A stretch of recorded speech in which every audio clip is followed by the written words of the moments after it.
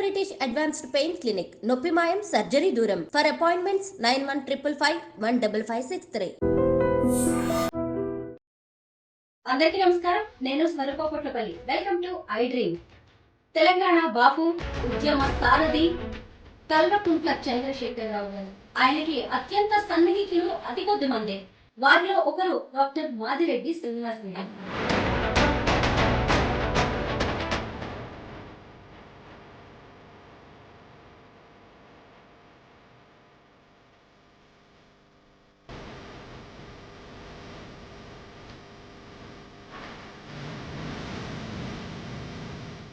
వారిద్దరికి 25 ఏళ్ల అనుబంధం ఉంది.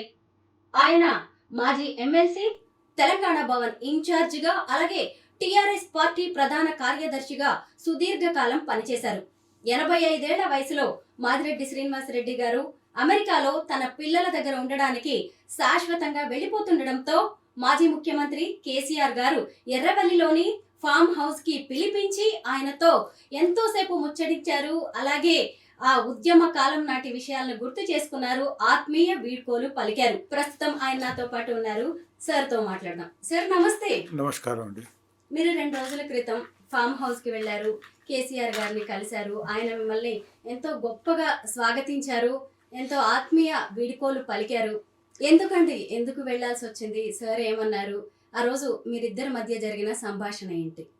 ఒక వారం రోజుల కిందట కేసీఆర్ గారి దగ్గరికి పోయి నేను మొత్తం ఫ్యామిలీ మెంబర్స్, మా మిస్సెస్, డాటర్, సన్ అందరం కలిసిపోయాను.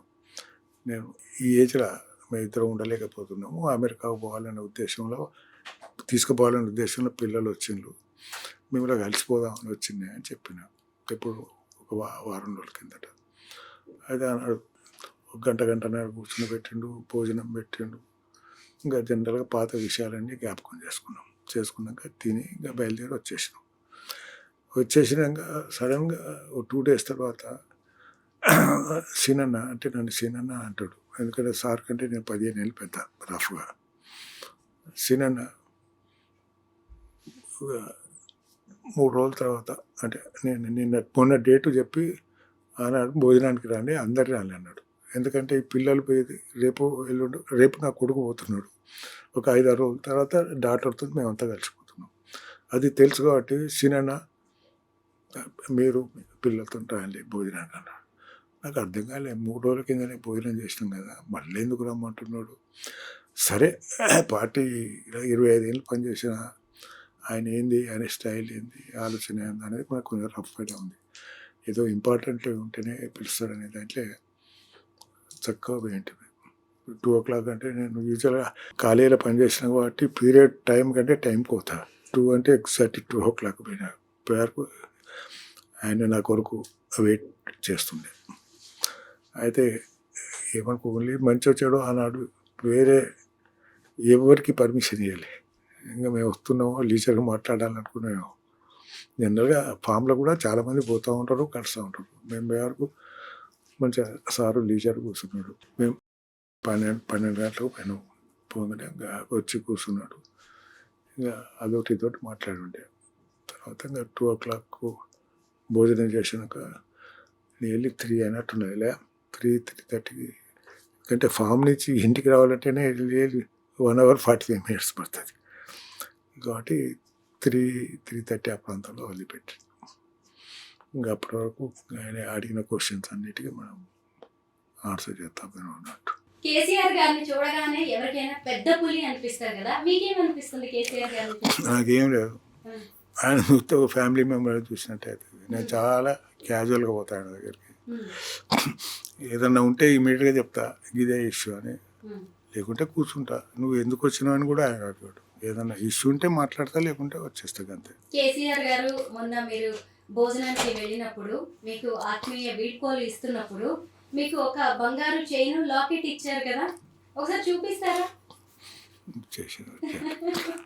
ఎందుకంటే ఆయన మీకు ఎన్నో కానుకలు ఇచ్చి ఉండొచ్చు, కానీ ఇంకా వెళ్ళేటప్పుడు నా గుర్తుగా ఎప్పుడు నీ మీదే ఉండాలి, నీ ఒంటి మీద ఉండాలి అన్నట్టుగా ఆయన మీకు ఇచ్చి ఉంటారు కదా. ఓ కేసీఆర్ అని రాశారా? With love KCR. అయ్యో ఎంత ప్రేమ నిజంగా మీరంటే. మీరు ఇక్కడి నుంచి వెళ్ళిపోతున్నారు, మీ శేష జీవితాన్ని మీ పిల్లలతో గడపాలి అనుకుంటున్నారని తెలిసి ఆయన ఎంత ఇష్టంగా డిజైన్ సెలెక్ట్ చేసుకుంటారు కదా, ఆ చైన్ గానీ ఆ లాకెట్. అందుకనే తీసి చూపెడుతున్నా with love with love KCR. ఎప్పటికీ మీకు గుర్తుంటుంది న్యాచురల్ కేసీఆర్ గారు. కేసీఆర్ అనగానే మీకు ఏం గుర్తొస్తుంది చెప్పండి. నాకు ఆయనతోని ఎమోషనల్ ఇష్యూ ఆయనతో డిస్కస్ చేసింది అండి. రొటీన్ ఇష్యూస్ ఎమోషన్ కూడా రొటీన్గా మాట్లాడేది కాబట్టి నాకు ఏమనిపించేది, కానీ నాకు పాత జ్ఞాపకాలన్నీ వస్తూ ఉంటుంది. నాకు కొంచెం హ్యాపీ అనిపిస్తుంది. నిజంగా చెప్తే ఒక విధంగా నేను అదృష్టవంతునే అనిపిస్తుంది. నెంబర్ 1 ఉద్యమంలో పార్టిసిపేట్ చేసుకోగాక తెలంగాణ ఉద్యమంలో మెంబర్ అయ్యి తెలంగాణ సాధించడానికి నేను కూడా ఒక దాని ఏమంటే ఒక మెంబర్గా ఉండడం జరిగింది. రెండోది ఇంకా దానికి ఇంకా నాకు అంతకంటే సాటిస్ఫాక్షన్ అయింది అది అన్నట్టు. అందుకని నాకు తెలంగాణ రాష్ట్ర సాధకులు కేసీఆర్ గారు అయితే ఆయన రాష్ట్రాన్ని ఎంత కష్టపడి సాధించారో మనకి తెలిసిందే. ప్రాణాలను పణంగా పెట్టి ఆయన రాష్ట్రాన్ని తీసుకొచ్చారు మనందరి కోసం. అయితే ఆ దీక్ష దివస్ గురించి మనం ఖచ్చితంగా మాట్లాడుకోవాలి. 2009 నవంబర్ 29 నుంచి డిసెంబర్ 9వ తారీఖు వరకు 11 రోజుల పాటు ఆయన ఆమరణ నిరాహార దీక్ష చేశారు. కేసీఆర్ సచ్చుడో తెలంగాణ వచ్చుడో. ఆయన ఎంత కష్టపడి ఆయన స్టాండ్ మీద నిలబడి ప్రాణాలని పణంగా పెట్టి తీసుకొచ్చిన తెలంగాణ ఇది. అయితే అప్పుడు మీరు ఆయనతోనే ఉన్నారు, ఆయన వెన్నంటి ఉన్నారు కదా, ఆ రోజుల్ని గుర్తు చేసుకున్నాం. ఇంకా కేసీఆర్ గారు డిసిషన్ తీసుకుంటే ఇంకా దాన్ని చేంజ్ చేసే ముచ్చటే లేదు. ఎవరైనా చెప్పినా కూడా గొడవ చెప్పినట్టే తప్ప ఆయన ఏదో ఇంటడు చేస్తాడని కాదు.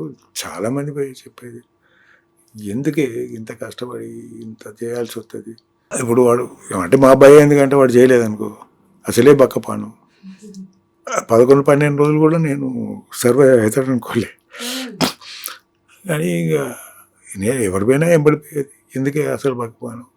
అంటే ఎప్పుడైనా తెచ్చుకోవచ్చు కదా, నువ్వు కొంచెం తొందరపడ్డవి, కొంచెం చూడు, డిసిషన్ చేంజ్ చేసుకుంటే బెటర్ అని అప్పుడున్న పెద్ద లీడర్స్ ఎవరున్నా అందరు పోయి అడిగిండ్రు. అడిగితే నో అన్నాడు. నేను కూడా ఆ 11 రోజులు ఏదైతే నాకు 9 రోజుల తర్వాత నాకు కూడా ఆశ జాలింది. బహుశా కేసీఆర్ బతకకపోవచ్చు, ఎందుకంటే బక్కపానం కదా. అప్పటికే హాస్పిటల్లో తీసుకుపోయిండ్రు, అక్కడ జాయిన్ అయ్యిండ్రు, మళ్ళీ మమ్మల్ని లోపలికి పంపించకపోయేది ఏమన్నా చూద్దామంటే. అట్లా నాకు 9 రోజుల తర్వాత నాకు కేసీఆర్ కింద కొంచెం బహుశా సర్వైవ్ కాకపోవచ్చు. బట్ ఆ పరిస్థితి మరి ఉన్న ఆంధ్ర గవర్నమెంట్ ఏమనుకున్నదో, ఈయనకేమన్నా అయితే ఇంకా ఉద్యమం విజృంభిస్తుందో అనే ఉద్దేశం వచ్చిందో ఏమో. సరే ఇంకా దగ్గరకు వచ్చి మేము కన్సిడర్ చేస్తాం చూస్తాం అని పిలిచి విరమింపజేసిండు. కానీ అప్పుడైతే నాకు కేసీఆర్ అసలే బక్కపానం 10-11 రోజులు ఏం తినలేదంటే నాకు బహుశా సర్వైవ్ కావడని అనుకున్నాను నేను. కానీ ఆ లాస్ట్ మూమెంట్లో తీసుకొచ్చిండు. ఒక 4-5 రోజులు దాన్ని ఏమిటో నిమ్స్ హాస్పిటల్ కూర్చున్నాక మళ్ళా ఇంటికి వచ్చే పరిస్థితి వచ్చింది అన్నట్టు. అట్లా కొంచెం టెన్షన్ బాగుండే. కానీ అన్నయ్య అనుకుంటా అది చాలా పెద్ద టర్నింగ్ పాయింట్ తెలంగాణకు. ఆయన విడ్డా చేసేటప్పుడు కూడా మేము తెలంగాణ గురించి ఆలోచిస్తాము, కన్సిడర్ చేస్తాం అనే లెవెల్కి వచ్చింది. కాబట్టి కొంచెం డెఫినెట్గా కొంచెం ఆశ కలుగుతుంది కదా, అంటే వాళ్ళు కూడా ఈల్డ్ అవుతున్నారు అనే దాంట్లో వచ్చింది అన్నట్టు. అయితే కేసీఆర్ గారు అదొకటే కాక కేసీఆర్ గారు ఢిల్లీకి పోయి ఆయన కలవని అపోజిషన్ పార్టీ లేదు, అందరినీ కలిసేది. తెలంగాణ అవసరం ఏంది, సపరేట్ తెలంగాణ. ఇప్పుడు ఉన్నందుకు నష్టమే వస్తుంది. వచ్చే అడ్వాంటేజ్ అంటే ఆడ ఒక 5-6 నెలలు హైదరాబాద్ రాకుండా అక్కడ కూర్చుంటే బహుశా నేషనల్ పార్టీస్ చిన్నది పెద్దది అనేది లేకుండా అందరు పోయి కలిసి వాళ్ళందరినీ కన్విన్స్ చేసే ప్రయత్నం చేసిండు. కన్విన్స్ అయిన్లు.